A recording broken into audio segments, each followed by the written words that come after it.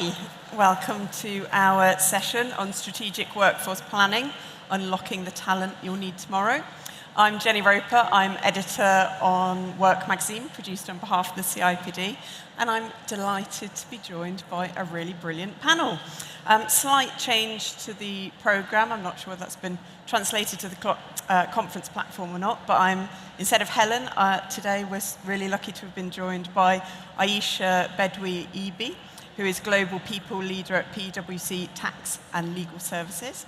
And then we've got Adam Gibson, Senior Practice Director, Workforce Strategy and Skills at LHH. And then on the end there, we've got Mohammed Al-Wayberry, a Chief Human Resources Officer and Senior Advisor.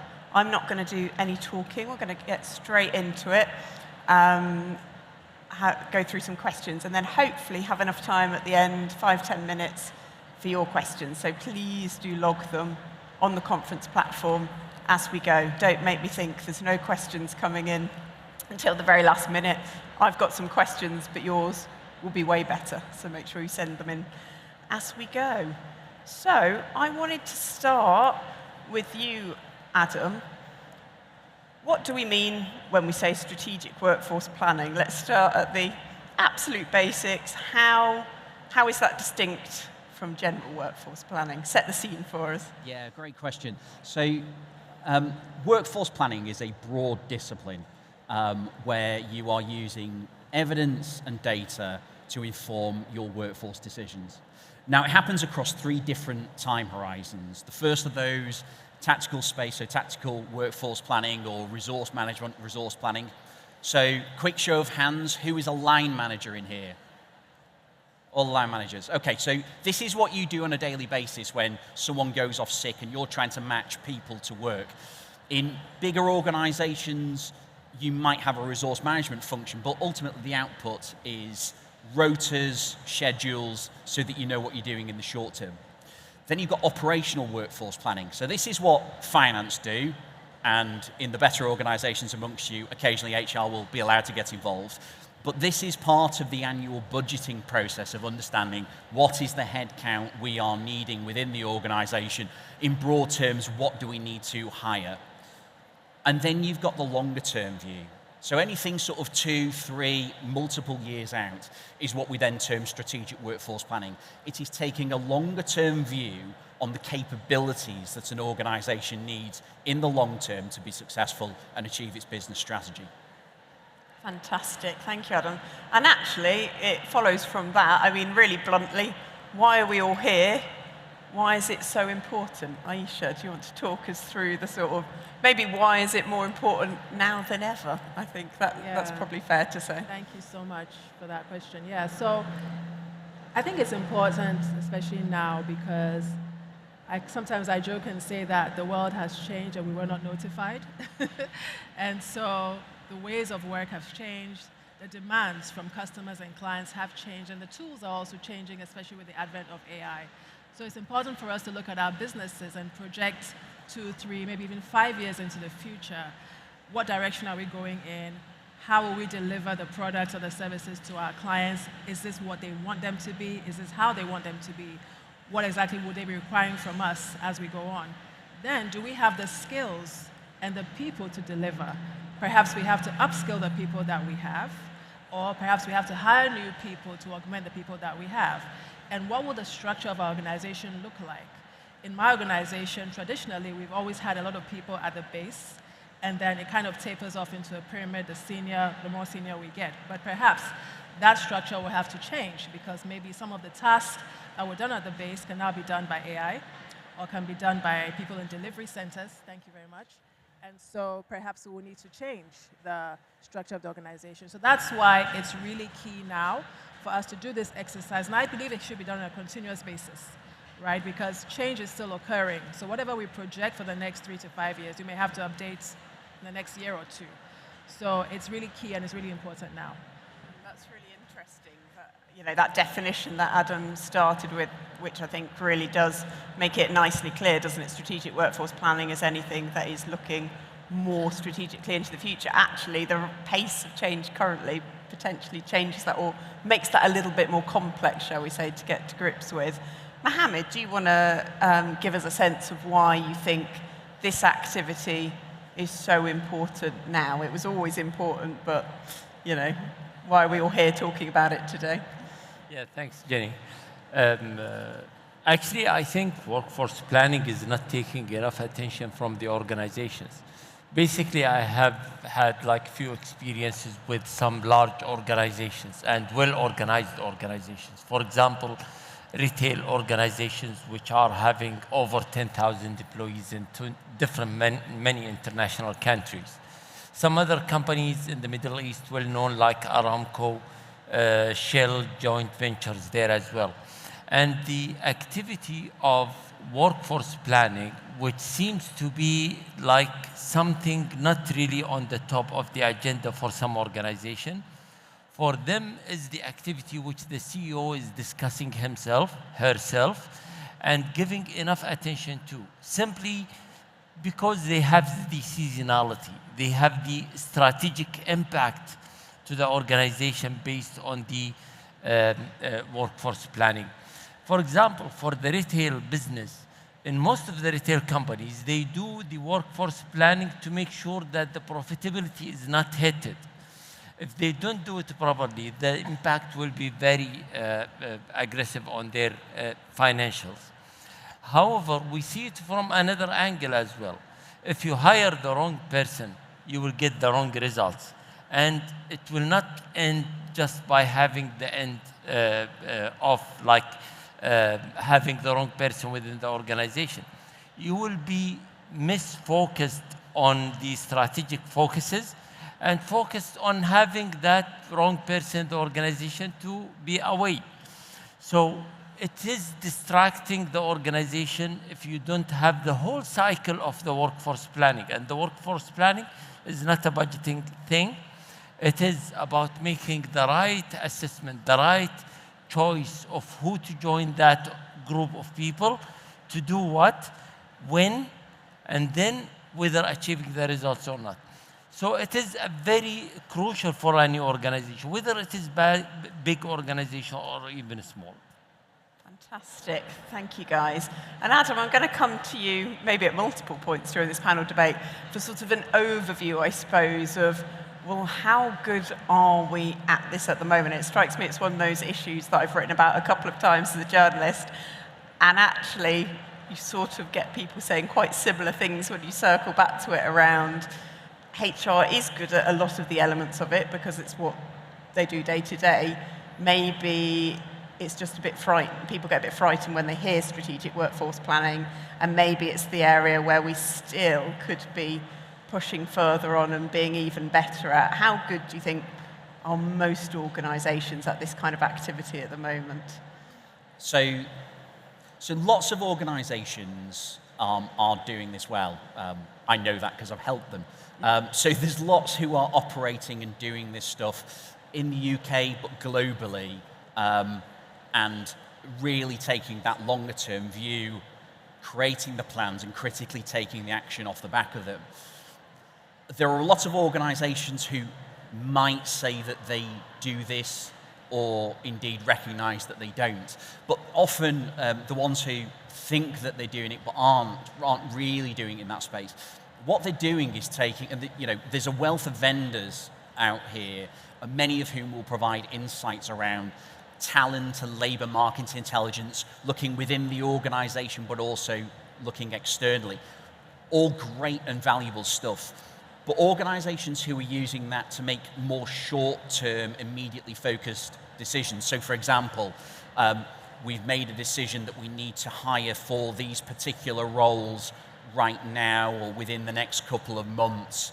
Let's use this talent intelligence to work out where we should source them, from what organizations we should try and approach people. All valuable stuff, but that is not strategic workforce planning. Strategic workforce planning, often the way that you can start to understand whether you're doing it or not is, if you're still talking about named people, if you're still talking about, Dave's role in a few years, then you're probably not thinking strategically. When you're thinking beyond named people and about categories of roles, about broader skills and broader capabilities, that's when you're probably starting to move into the area of strategic. I wondered if Ayesha or Mohammed, you wanted to jump in on that from the organisations that you've worked with over the years. Have you seen a variation, shall we say, in kind of how well that is being approached, Ayesha? Oh, yes, definitely. And also in my organization, which is global, some territories are doing it better than others. Some territories are further ahead than others. So definitely I think it takes a while to truly understand what strategic workforce planning is. And also it takes a lot of courage, because in that process, some roles will vanish, some will be recreated, and you're going to have to look at different working styles in the organization. You know, you might have to open up to more contractor roles, maybe more project-based roles. So the whole structure is going to change. And so, yes, definitely different territories, different organizations are at different maturity levels. And this is where they can learn from each other, they can learn from experiences to make it more successful. Yep. Fantastic. And Mohammed, I mean, we've talked about AI as part of all of our conversations and debates today, really. What is the opportunity here, do you think, in terms of using technology to enhance and supercharge the strategic workforce planning activity that people are doing? Is there a real opportunity here, or is there would you sound a slight note of caution around making sure you don't leave it to the technology, that there's still human judgment in play? The great thing about technology is making things sustained. So basically, if we do things on paper, sometimes we miss it, sometimes we do it, and so on. While the system makes it part of something you do in certain time of the year, and again, it goes through approvals. That is number one, which is sustaining the activities, and that gives it like longer period to grow, and as well to become mature practice, to become better. That is one thing. The other thing is with some organizations, it's very difficult to make that plan in practical. I mean, workforce planning, as my colleagues mentioned, is not about hiring the people in the right time and thank you very much, it is done. Actually, it is the competency framework, it is about the dynamic job description, it is about as well retaining those people, having certain incentives, sustaining them, and and again, making sure that there are continuous assessments to assess the capabilities of the organization. So that is something much easier to be done through the system. And as well, the system will avoid bias. The last point related to this inquiry or question is the prediction. The technology is there in certain levels. Basically, it is the workforce planning, not the strategic part of it, is captured through a few systems, including even for famous systems like SAP and Oracle. However, new systems are having AI, which is helping to predict the need, not to headcount only, but to certain competencies, capabilities. So sometimes you decide not to hire, but to develop the capability within the organization. That could be the right decision. And you can imagine if that decision is not focused on the operational level, if you are thinking of C-level, if you are thinking in certain occasions to the board level, because the workforce planning and succession planning is not only covering the operational level. So those levels are super critical to the sustainability and the success of the organization. And I would say that the AI is a good solution today to capture that activity and to make it more stronger and easier for the teams to conduct it. Fantastic, thank you. We've been talking about this up till now really primarily as, you know, an activity for HR, for people teams, but actually, you know, I remember interviewing someone a while ago who said, really done well, this should be one and the same as business planning. We should almost not call it strategic workforce planning, it should be strategic business planning. So talk to me about the role that other people, key people in the business play. You know, I'm thinking line managers to support all of this activity and feedback. kind of needs on the ground and what they're looking at, but also how do we achieve buy-in from non-HR colleagues to support this activity and make it successful? Ayesha, did you want? Thank you. Yeah, I can speak from the perspective of, being a partner in a practice firm. Essentially, we own the business, right? So we are very concerned and very involved in all such matters, including this. And so definitely, as much as we have our HR professionals working with us on this, we are very much involved. So it's important to me as a practice leader to know, especially since, for me in particular, I lead about 17 countries for the areas that I cover.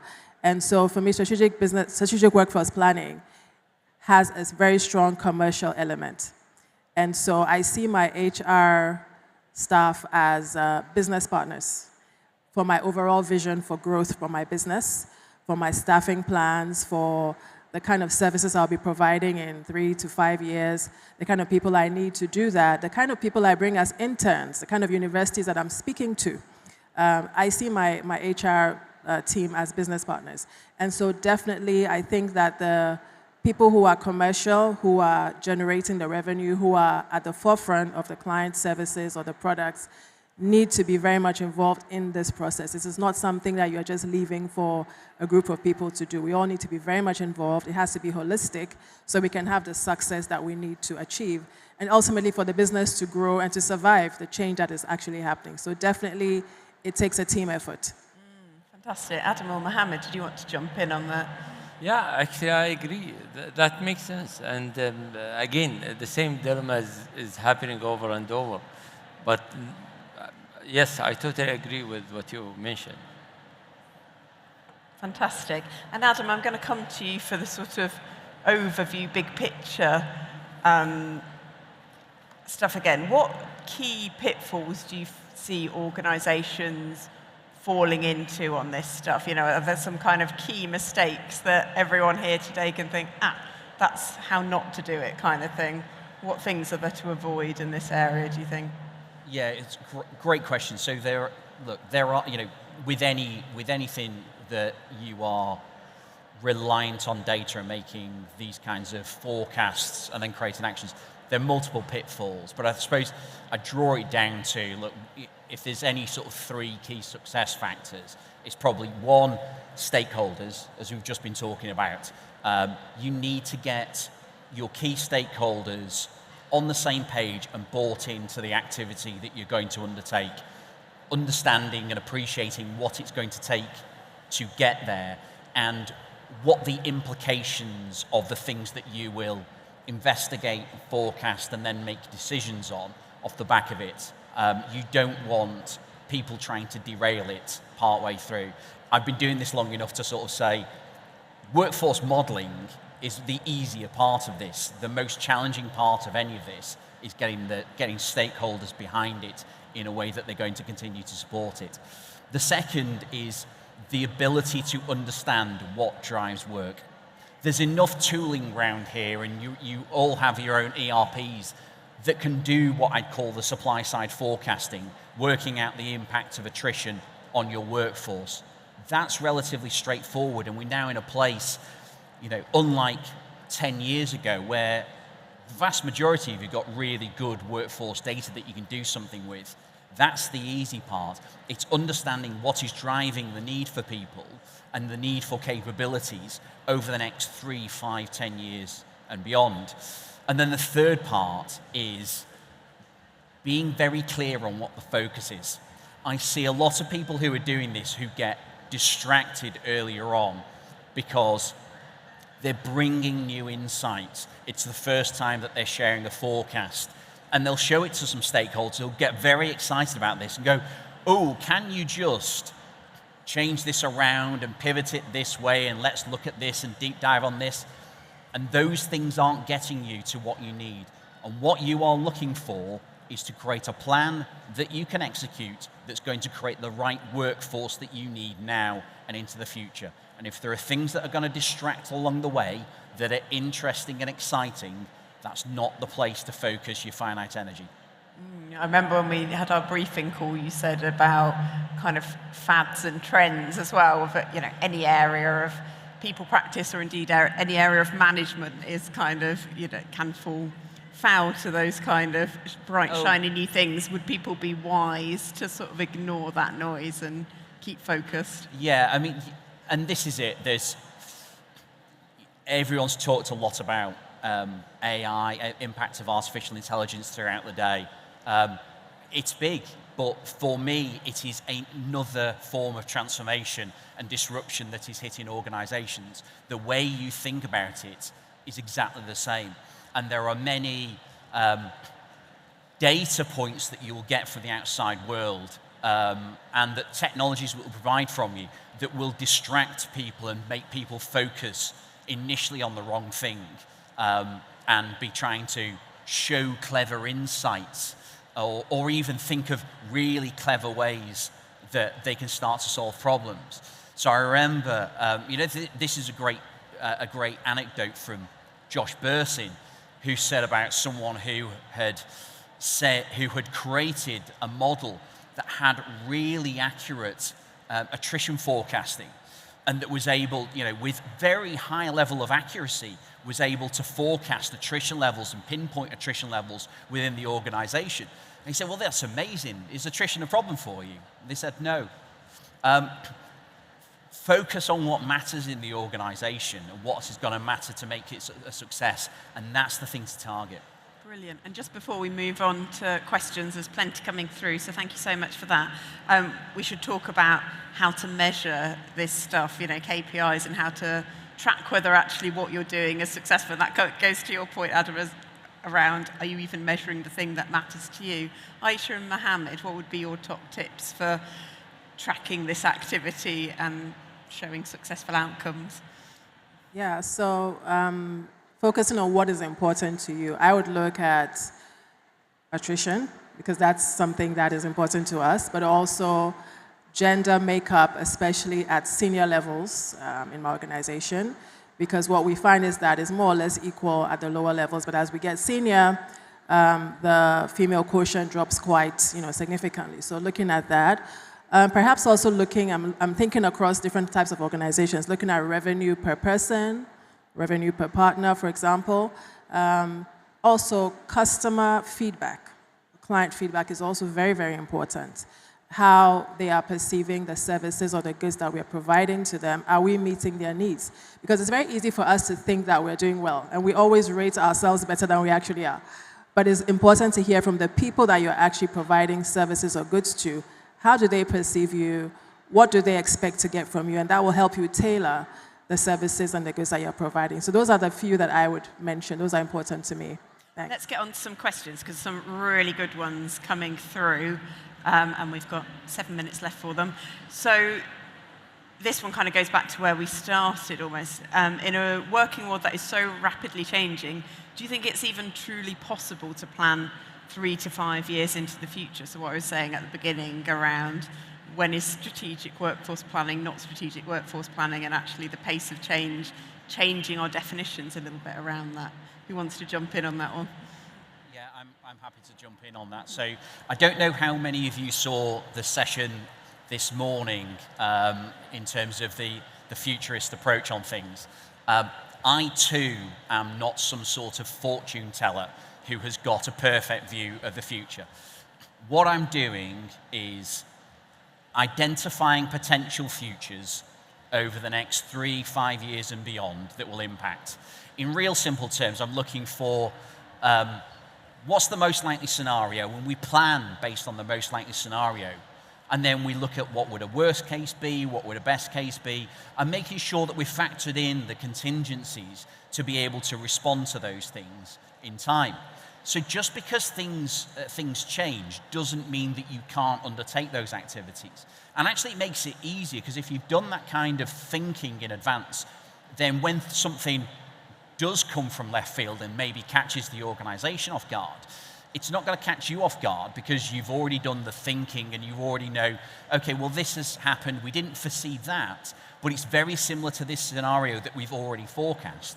And so we know the actions that we need to take.